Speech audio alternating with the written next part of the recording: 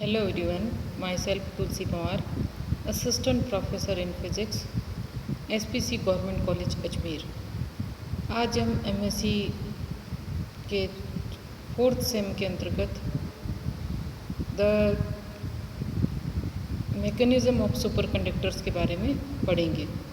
The theory of superconduction has been developed over many years but Bardeen, Cooper and Schrieffer in 1957 published the first really satisfactory account of this mechanism. They showed that superconductivity occurs when a special state of affairs exists between the conduction electrons.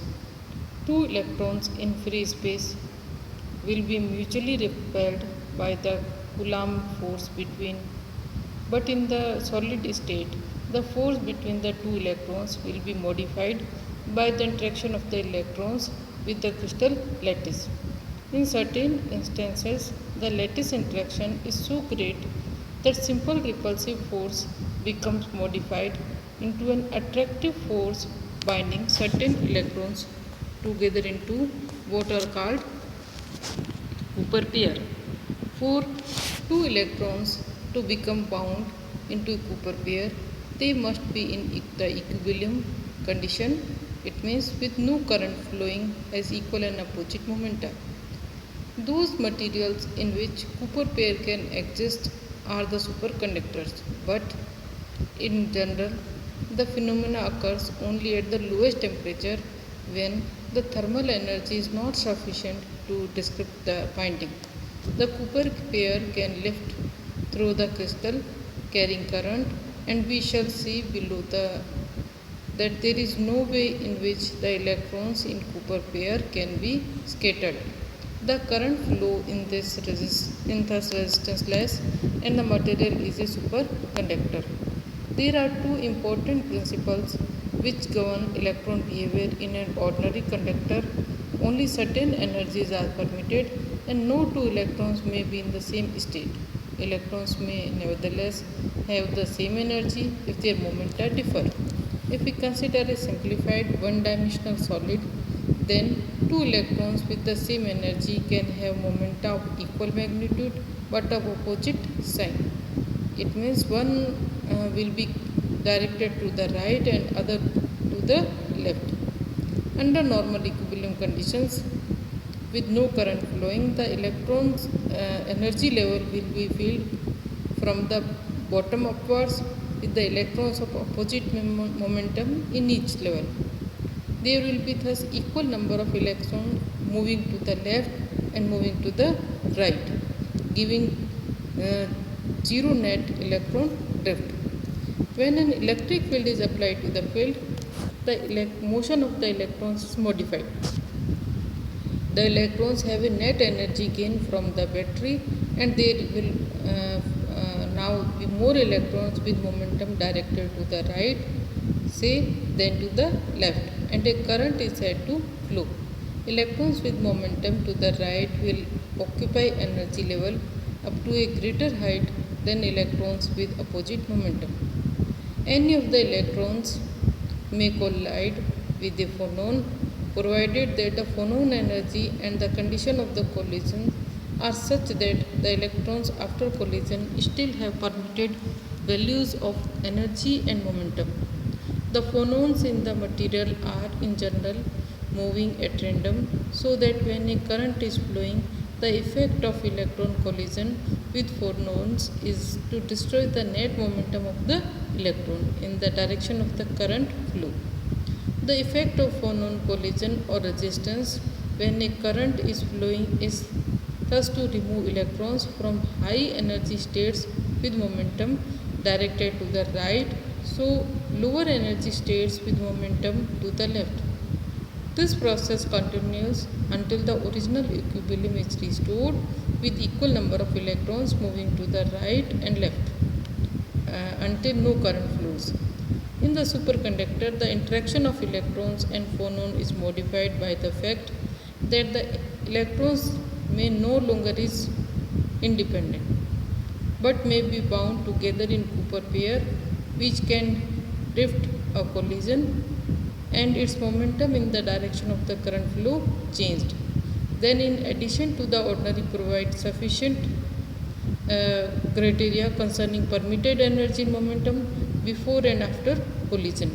The phonon must also provide sufficient energy to break the bond holding the pair of electrons together.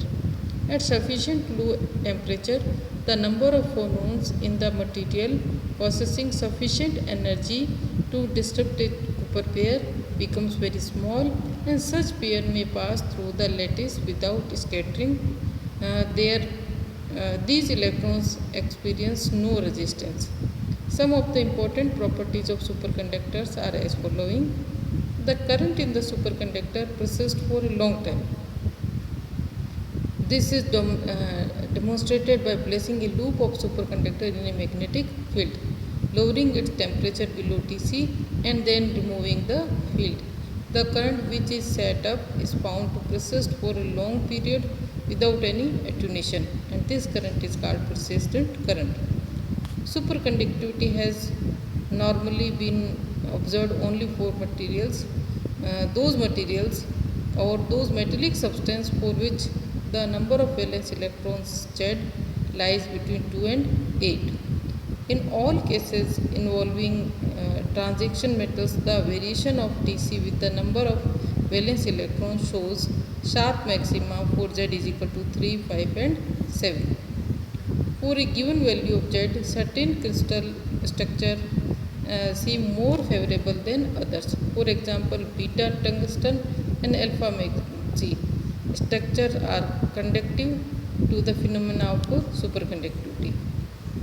And fifth property is the magnetic field does not penetrate into the body of the superconductor. This property known as the Meissner effect, and this is the fundamental characterization of superconductivity. However, when the magnetic field B is greater than a critical value, the superconductor becomes a normal conductor and has the largest value at T is equal to 0. Sixth property, superconductivity occurs in material which have high normal resistivity. The condition Np greater than 10 to the power 6 is a good criteria for the existence of superconductivity, where N is the number of valence electron per centimeter cube and rho is the resistivity in electrostatic units at 20 degree centigrade. Seventh characteristic, when the current through the superconductor is increased beyond a critical value, the superconductor again becomes a normal conductor. And eighth, the specific heat of material shows an abrupt change at T is equal to Tc, jumping to a large value for T below Tc. If one observer the total list of superconducting material, the general features to be noted are: first, monovalent metals are not generally superconductors. Ferromagnetic and antiferromagnetic materials are not superconductors. Good conductors at room temperature are not superconductors, and the superconducting material are not very good conductor at room temperature as the normal metals.